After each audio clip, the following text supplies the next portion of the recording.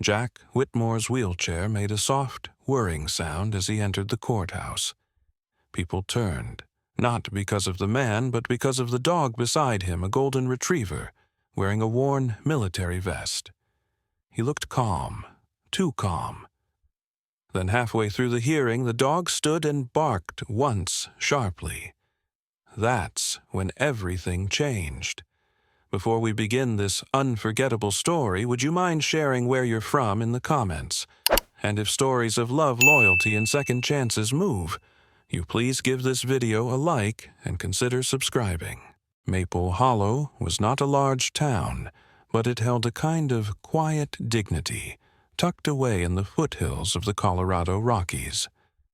The morning sun peeked shyly through thin, leafless trees, casting long golden slants of light over the county courthouse.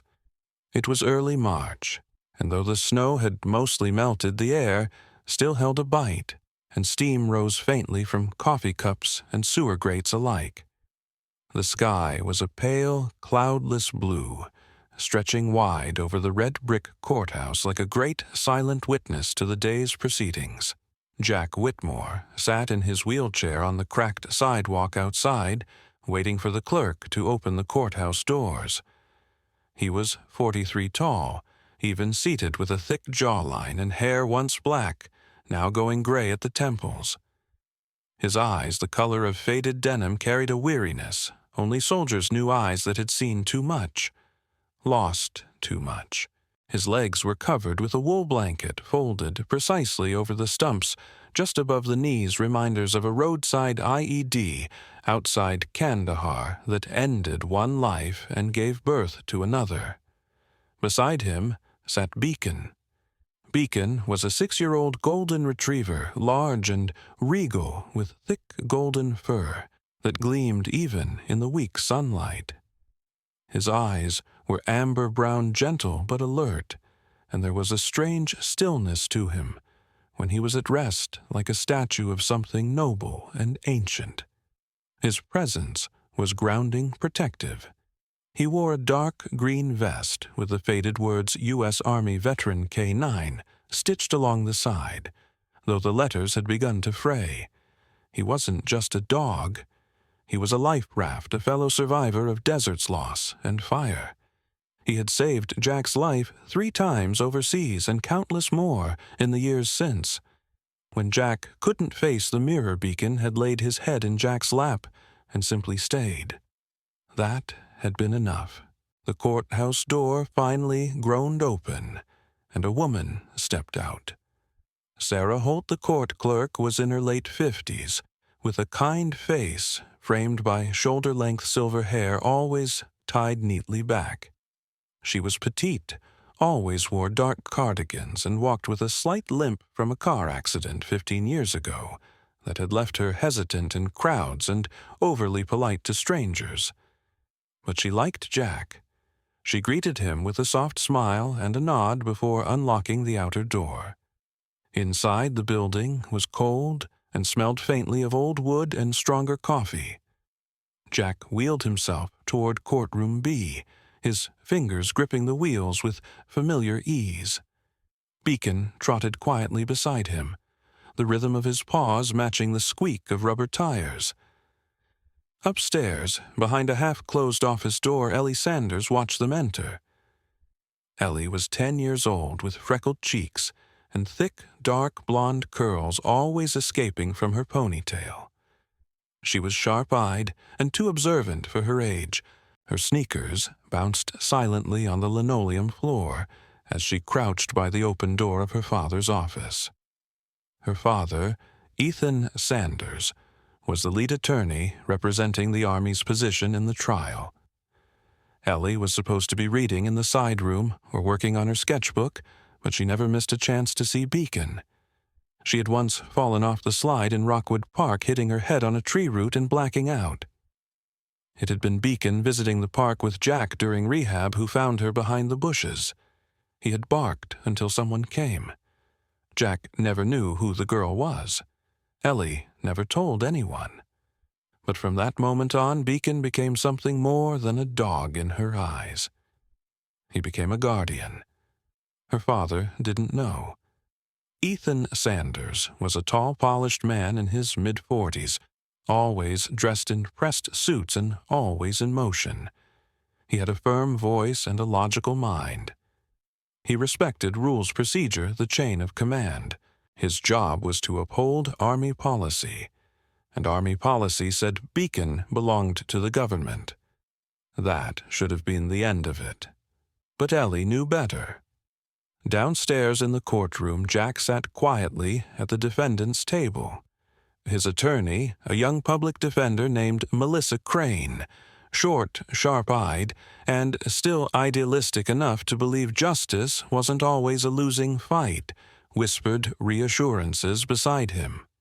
Across the room sat Ethan Sanders, flanked by two government representatives, both dressed in nondescript black suits.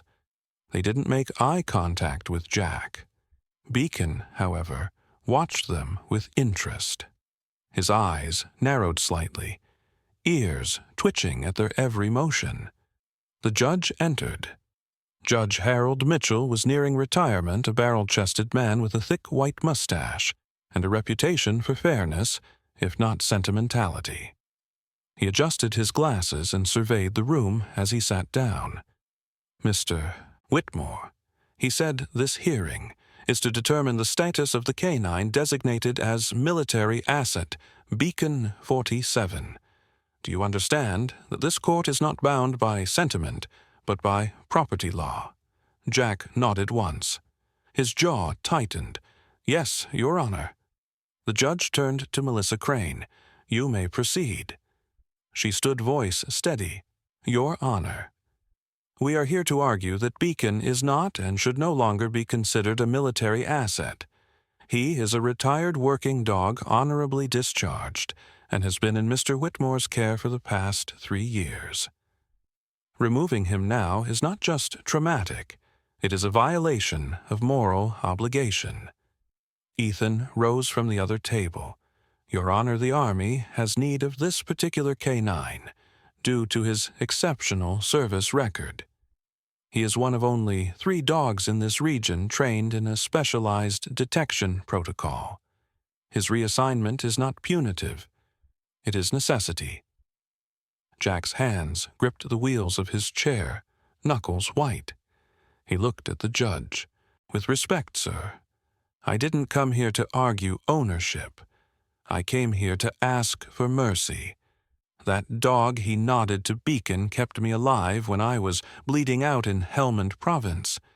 He pulled me out of rubble. He woke me from nightmares. He's not a tool. He's my family." The room fell silent. The judge didn't reply immediately. He studied Jack for a long moment, then glanced down at the paperwork. Outside, the sky had darkened slightly. A breeze picked up, rattling the courthouse windows.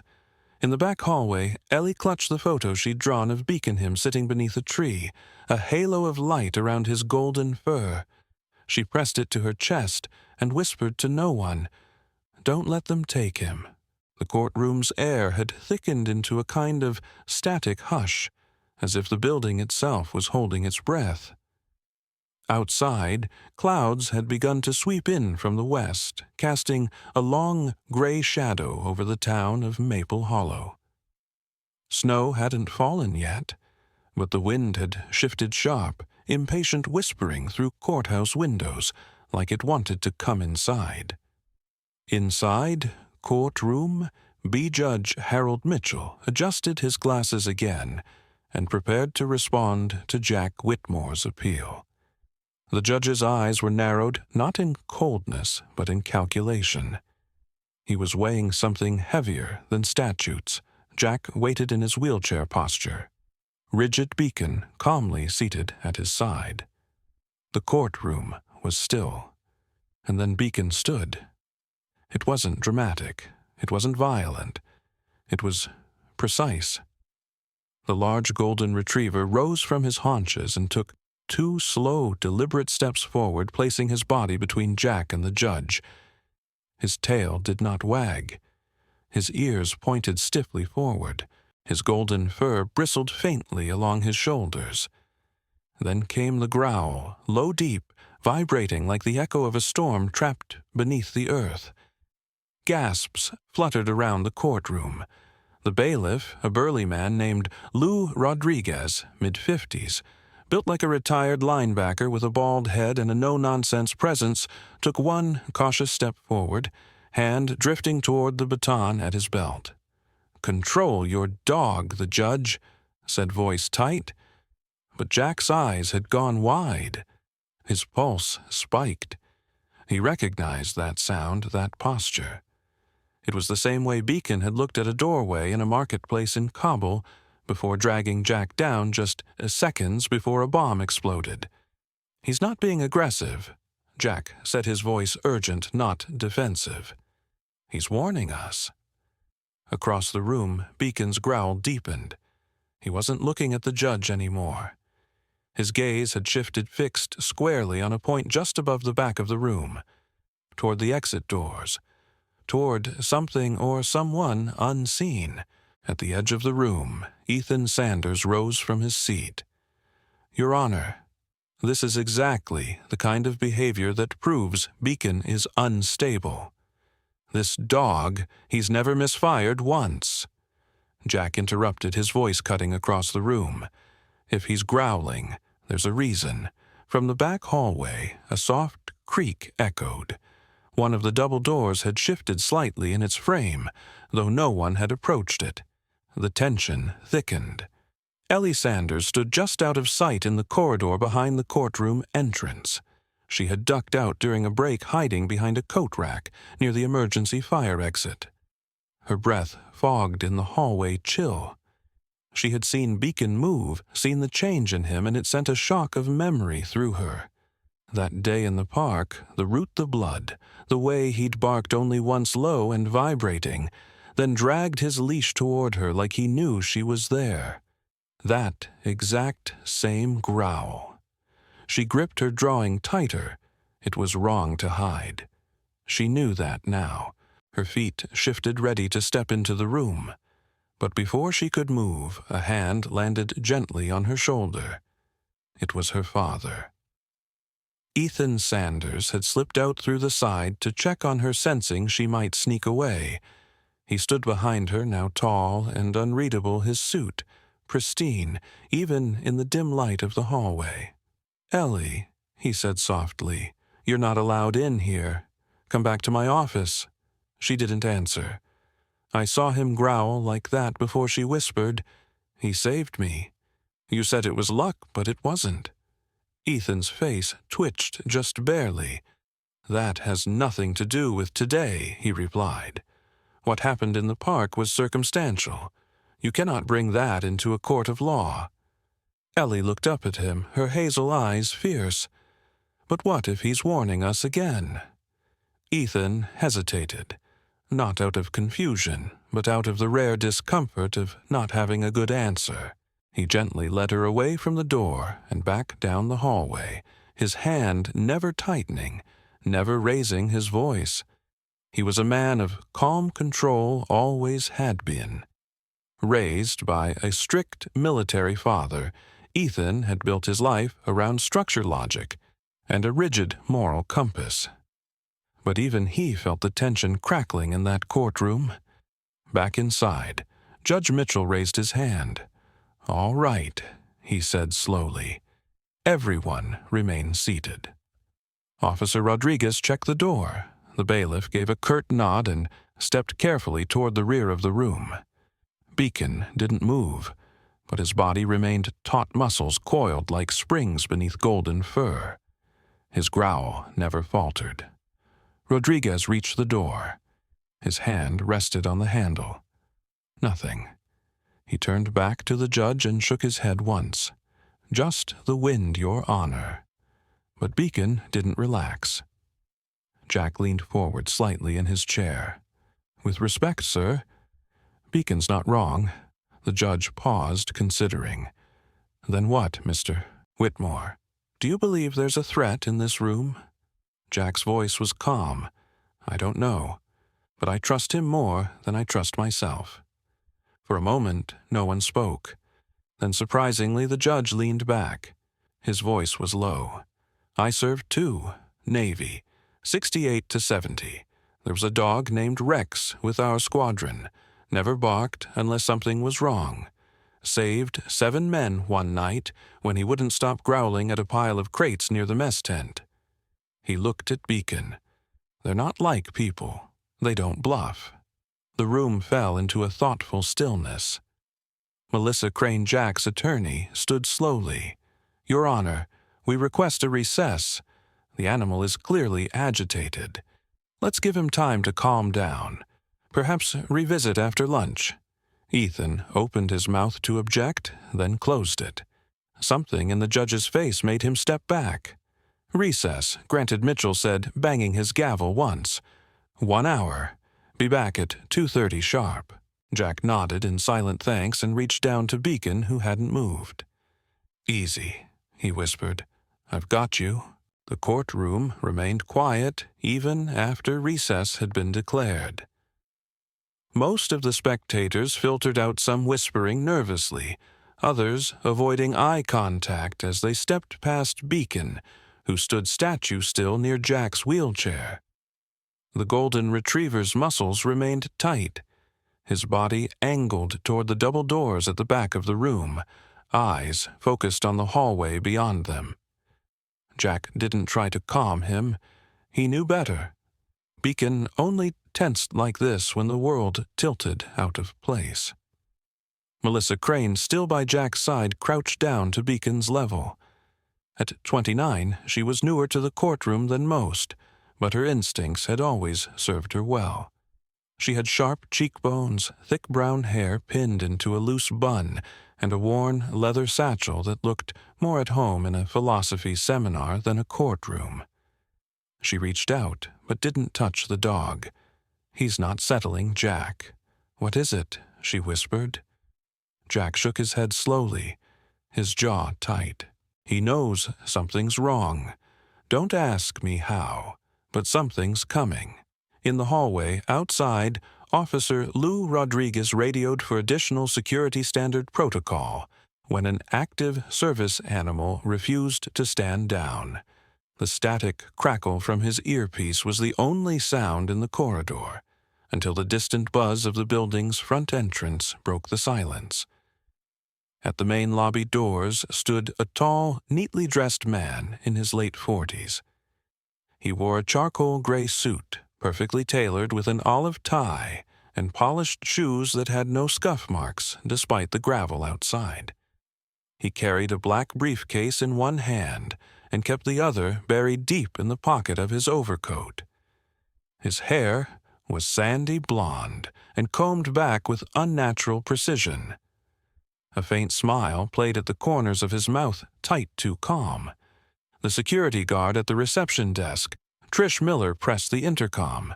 She was in her 60s, short and square-built, with horn-rimmed glasses, and a blunt, no-nonsense demeanor forged from decades of courthouse service. "Name and business," she asked through the speaker. The man tilted his head, voice smooth and low. "Dr. Gavin Royce. I'm here on behalf of the Atlantic Research Initiative. I have documentation authorizing my access to courtroom records concerning subject Beacon 47. Trish didn't like the way he smiled. She buzzed Rodriguez in before letting the man through. Dr. Gavin Royce walked with purpose, but no haste, each step calculated. As he approached the corridor leading to courtroom B, Beacon, still inside, let out a bark that startled even the bailiffs still inside. The kind of bark that wasn't meant to alert, but to warn. Ellie Sanders sat on a bench just down the hallway, knees tucked up under her hoodie, watching everything unfold. She clutched her phone tightly in both hands, the screen still open to the video she'd recorded the year before, the one where Beacon had found her unconscious in Rockwood Park and refused to leave her side until help arrived. The memory still pressed against her chest like a secret she didn't know how to carry anymore. She had sent the clip minutes earlier to her mother. Rachel Sanders sat 2 towns over in a mental health clinic in Glenridge, where she worked as a trauma psychologist specializing in veterans. Tall, willowy, and always in Navy scrubs, Rachel was known for her gentle manner and fierce loyalty to her patients. She had once helped a soldier named Caleb climb out of a 6-month silence after losing his service dog in a car crash.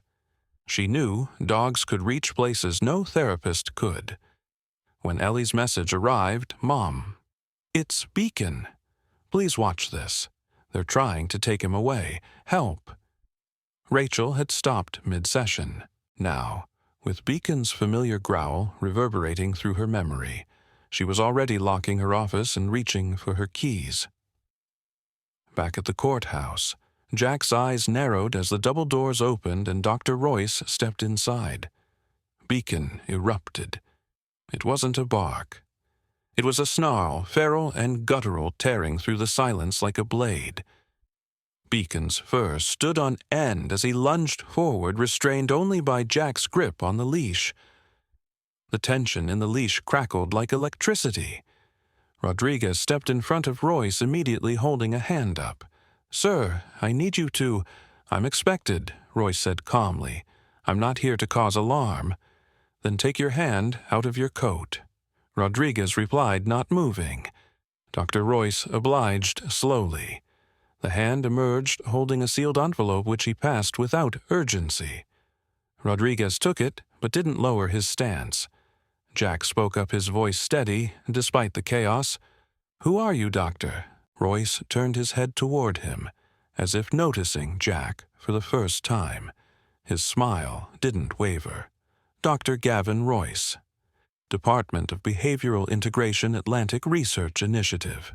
We're a federally aligned think tank tasked with optimizing national defense assets, biological or otherwise." Jack stared. "He's not an asset. He's my dog." Royce nodded almost sympathetically. "He was your partner, Mr. Whitmore. Now he's needed again. Beacon has demonstrated advanced threat recognition instincts, possibly precognitive.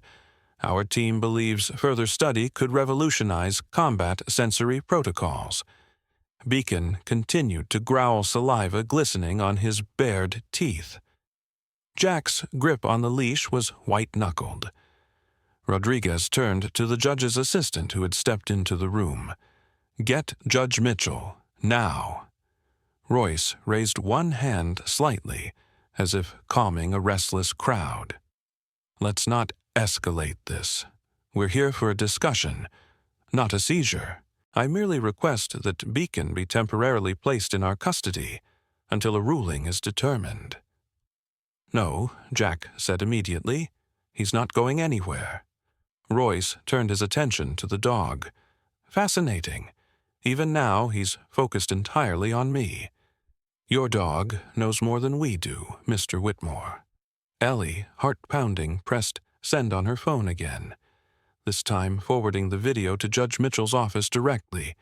She didn't know what else to do. Her father was wrong. They were all wrong. Beacon wasn't broken. He was seeing something no one else could. A low boom of thunder rolled distantly through the courthouse as Judge Mitchell entered the room with hurried steps, robe flaring behind him. He took one look at Beacon, then at the man in the gray suit. "Who authorized this?"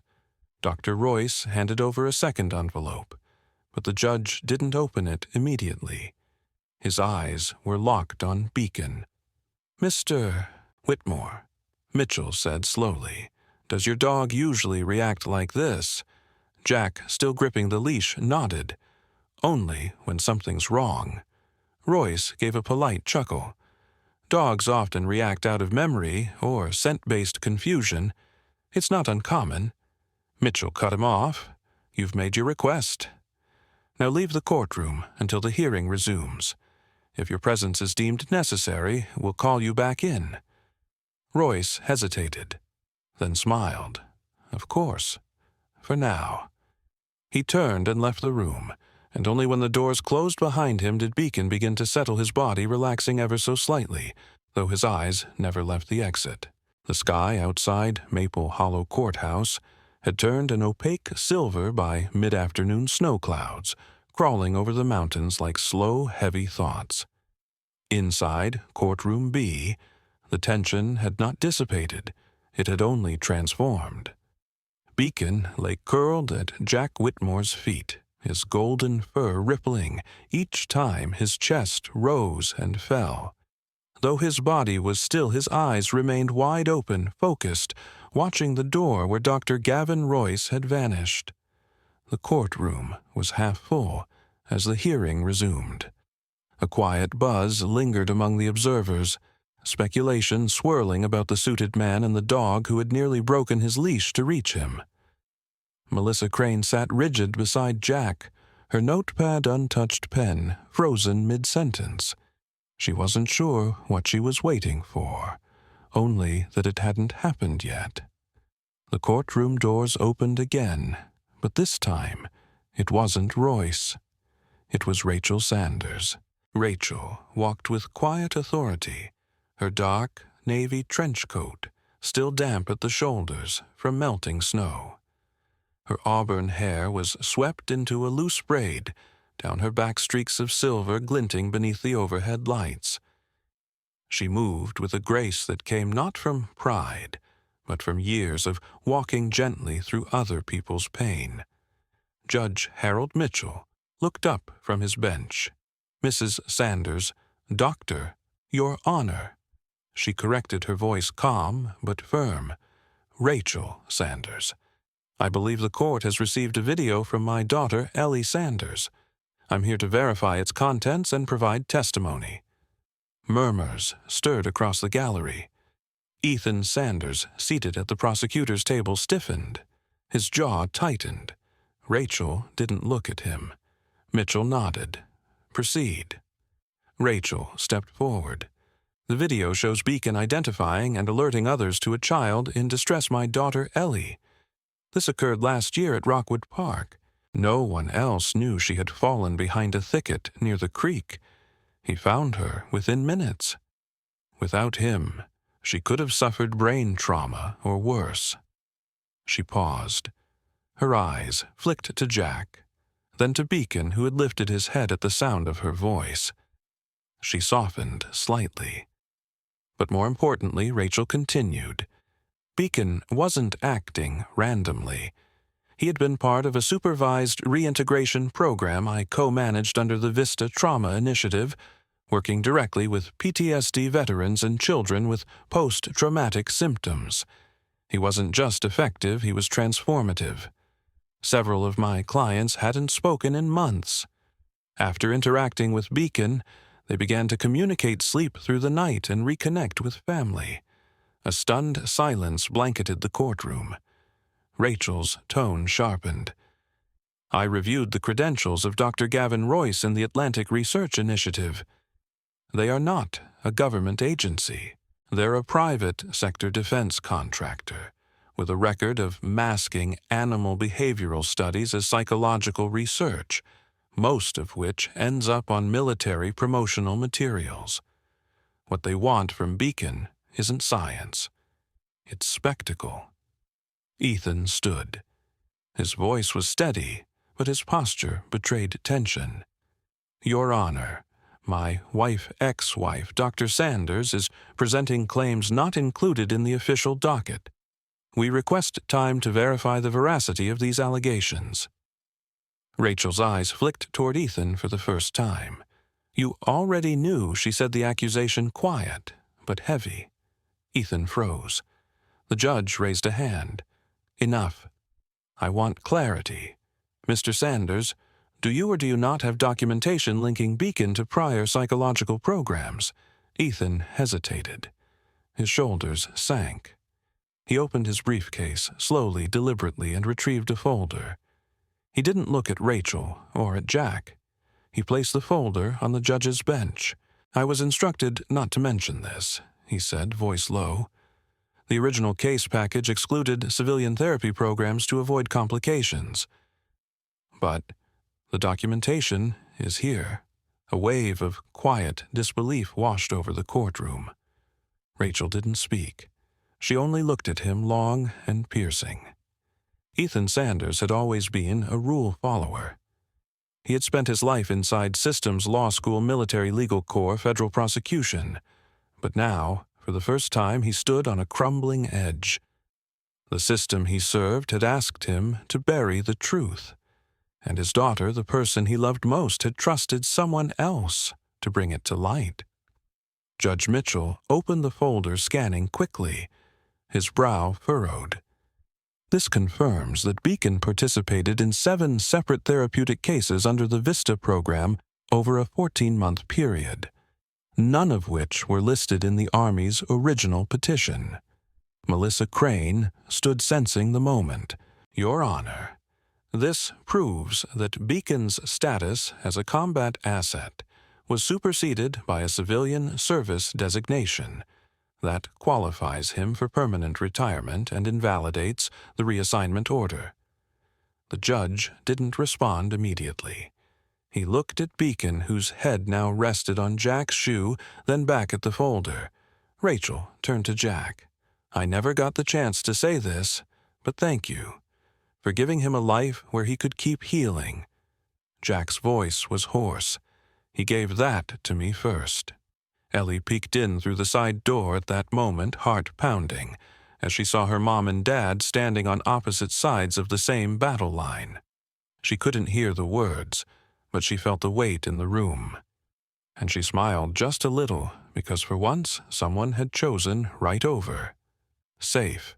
The final snowfall of the season came lightly that morning, just enough to dust the steps of the Maple Hollow Courthouse in a soft white veil. It melted almost immediately on contact with the cobblestones, leaving behind tiny rivulets that ran along the gutters like melted doubt. Inside Courtroom B, the room was fuller than it had been all week. News had spread quietly but steadily.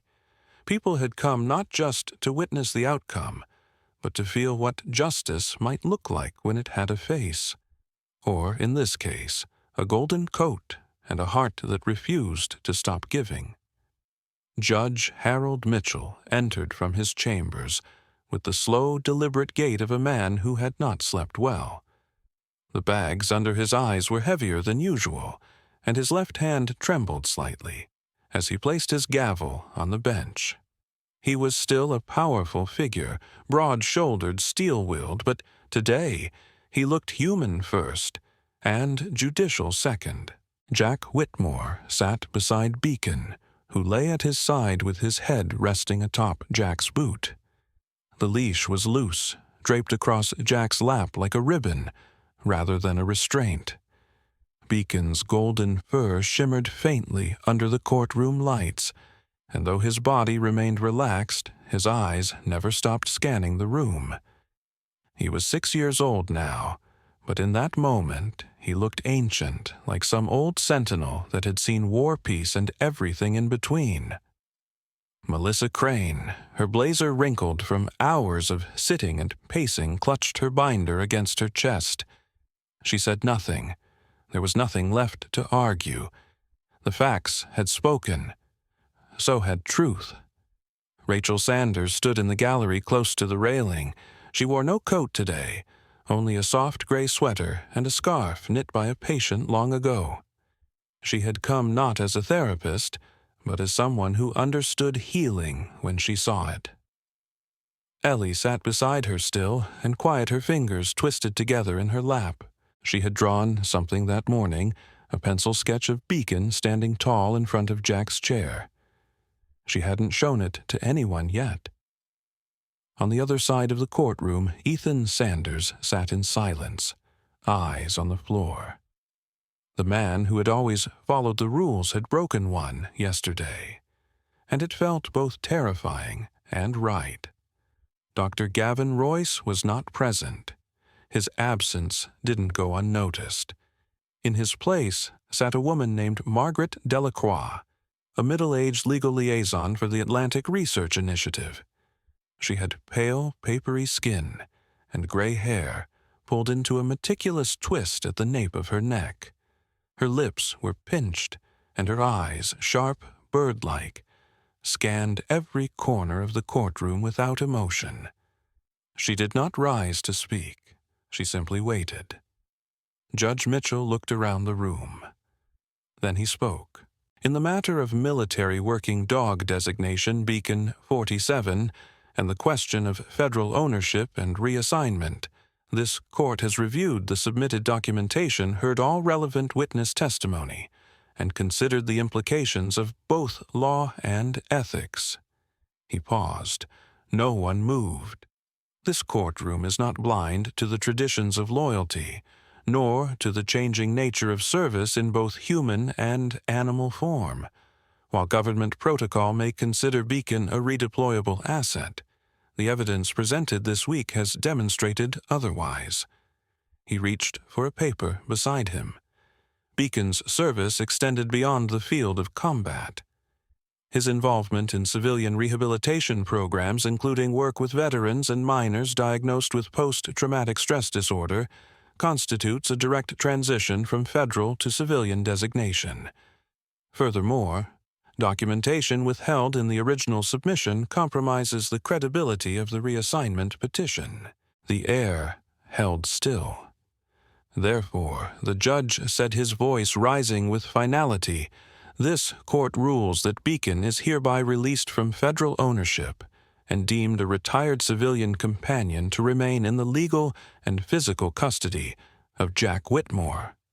A breath passed through the room like wind through trees. Margaret Delacroix stood quietly, gathered her briefcase, and without a single word walked out of the courtroom. She did not look back. Ellie was the first to move. Her feet hit the floor hard as she ran forward, not even asking permission. She darted through the gate and straight to Beacon, dropping to her knees beside him and wrapping both arms around his neck. The dog licked her cheek once, and she laughed too loudly, too suddenly, but no one stopped her. Not today. Jack reached down, his calloused hand resting on Beacon's back. His throat worked, trying to form words, but what came out first was a tear. Then another.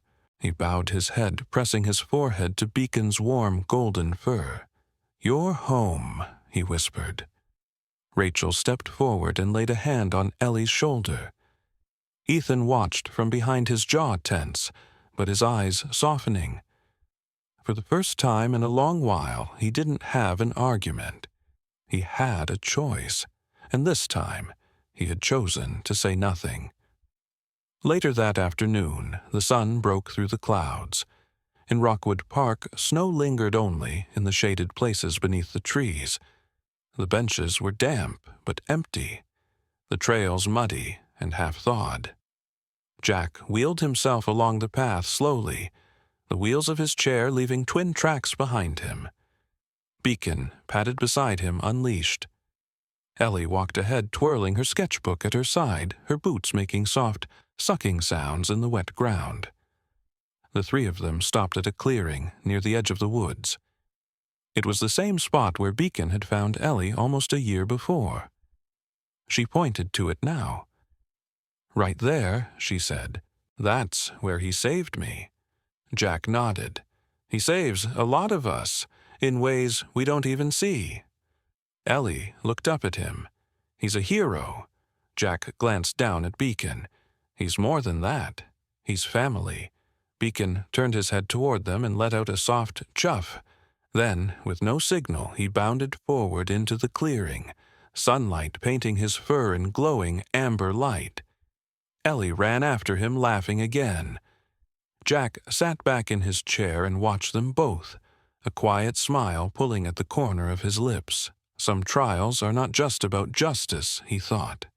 They're about reminding us that loyalty is not a contract. It's sacred. Sometimes miracles don't come with thunder or lightning.